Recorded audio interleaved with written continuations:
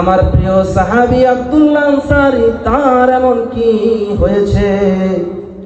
সে সবার শেষে নামাজে আসে এবং সবার আগে নামাজ থেকে চলে যায়।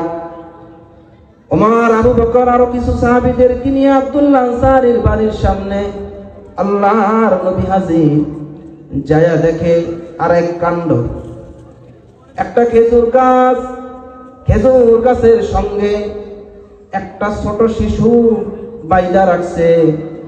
নবীজি দেখে বলেন, আরে এ কি আজীব কারবার, এরকম শিশুকে খেজুর গাছের সঙ্গে কে বাইদা রাখছে?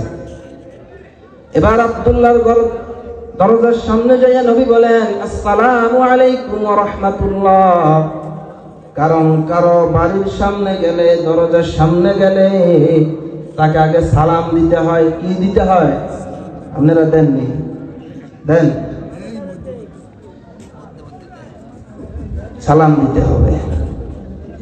এরপরে আব্দুল্লাহ আনসারী সালামের উত্তর নাই। একবার, দুইবার, তিনবার, এইরকম ভাবে কয়েকবার সালাম দেওয়ার পরে আব্দুল্লাহ আনসারী দরজা খোলে না।